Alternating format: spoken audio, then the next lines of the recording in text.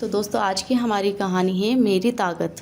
Japan के एक छोटे से कस्बे में रहने वाले 10 वर्षीय ओकायो को जूडो सीखने का बहुत शौक था, पर बचपन में ही एक हुई दुर्घटना में बायां हाथ कट जाने के कारण उसके माता पिता उसे जूडो सीखने की आज्ञा नहीं देते थे। पर अब वो बड़ा हो रहा था और उसकी जिद भी बढ़ती जा रही थी। अंततः माता पिता को झुकना ही पड़ा और वो ओकायो को नज़दीकी शहर के एक मशहूर मार्शल आर्ट्स गुरु के यहाँ दाखिला दिलाने ले गए। गुरु ने जब ओकायो को देखा तो उन्हें अचरज हुआ कि बिना बाएं हाथ का ये लड़का भला जूडो क्यों सीखना चाहता है। उन्होंने पूछा, तुम्हारा तो बायां हाथ ही नहीं है, तो भला तुम और लड़कों का मुकाबला कैसे करोगे? ये बताना तो आपका काम है। ओकायो ने कहा, मैं तो बस इतना जानता हूँ कि मुझे सभी को हराना है और एक दिन खुद को सेंसेई बनाना है।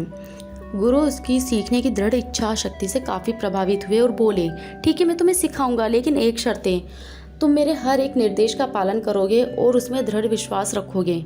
ओकायो ने सहमति से गुरु के समक्ष अपना सिर झुका दिया। गुरु ने एक साथ लगभग 50 छात्रों को जूडो सिखाना शुरू किया। ओकायो भी अन्य लड़कों की तरह सीख रहा था, पर कुछ दिनों बाद उसने ध्यान दिया कि गुरुजी अन्य लड़कों को अलग अलग दांवपेच सिखा रहे हैं, लेकिन वह अभी भी उसी एक किक का अभ्यास कर रहा है जो उसने शुरू में सीखी थी। उससे रहा नहीं गया और उसने गुरुजी से पूछा, गुरुजी आप अन्य लड़कों को नई नई चीज़ें सिखा रहे हैं, पर मैं अभी भी वही बस एक किक मारने का अभ्यास कर रहा हूँ, क्या मुझे और चीज़ें सीखनी नहीं चाहिए? गुरुजी बोले, तुम्हें बस इसी एक किक पर महारत हासिल करने की आवश्यकता है। और वो आगे बढ़ गए। ओकायो को विस्मय हुआ, पर उसने अपने गुरु पर पूर्ण विश्वास था और वह फिर से अभ्यास में जुट गया। समय बीतता गया और देखते देखते 2 साल गुजर गए, पर ओकायो उसी एक किक का अभ्यास कर रहा था। एक बार फिर ओकायो को चिंता होने लगी और उसने गुरुजी से कहा कि क्या अभी भी मैं बस यही करता रहूँगा और बाकी सभी नई तकनीकों में पारंगत होते रहेंगे? गुरुजी बोले, तुम्हें मुझ पे यकीन है तो अभ्यास जारी रखो। ओकायो ने गुरु की आज्ञा का पालन करते हुए बिना कोई प्रश्न पूछे अगले 6 साल तक उसी एक किक का अभ्यास जारी रखा। सभी को जूडो सीखते हुए 8 साल हो चुके थे कि तभी एक दिन गुरुजी ने सभी शिष्यों को बुलाया और बोले, मुझे आपको जो ज्ञान देना था वो मैं दे चुका हूँ और अब गुरुकुल की परंपरा के अनुसार सबसे अच्छे शिष्य का चुनाव एक प्रतिस्पर्धा के माध्यम से किया जाएगा, जो इसमें विजयी होने वाले शिष्य को सेंसेई की उपाधि से सम्मानित किया जाएगा।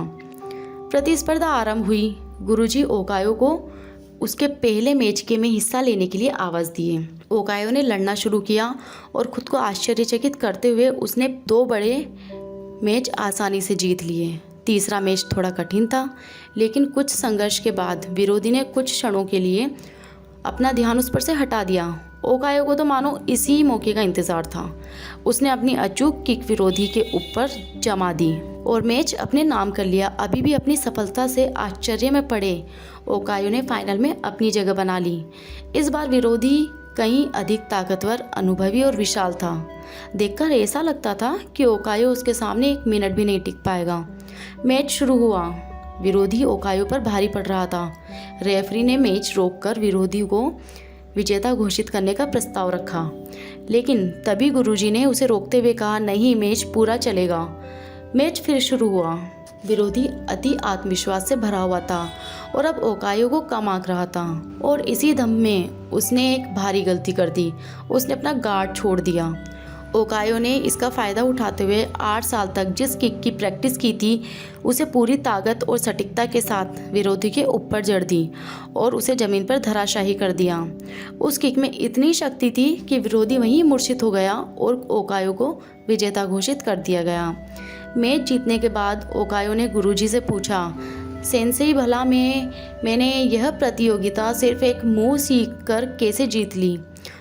तुम 2 वजहों से जीते हो, गुरुजी ने उत्तर दिया। पहला, तुमने जूडो की एक सबसे कठिन किक पर अपनी इतनी मास्टरी कर ली, शायद ही इस दुनिया में कोई और यह किक इतनी दक्षता से मार पाएगा।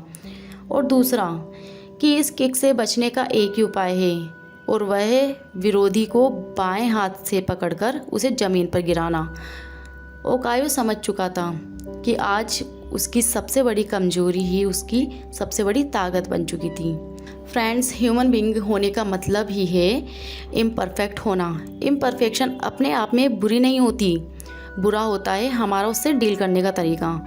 अगर ओकायो चाहता तो अपने बाएं हाथ के ना होने का रोना रोकर एक अपाहिज की तरह जीवन बिता सकता था, लेकिन उसने इस वजह से कभी खुद को हीन नहीं होने दिया। उसमें अपने सपने साकार करने की दृढ़ इच्छा थी, और यकीन जानिए जिसके अंदर यह इच्छा होती है, भगवान उसकी मदद के लिए कोई ना कोई गुरु भेज ही देता है। ऐसा गुरु जो उसकी सबसे बड़ी कमजोरी को ही उसकी सबसे बड़ी ताकत बना उसके सपने साकार कर सकता है।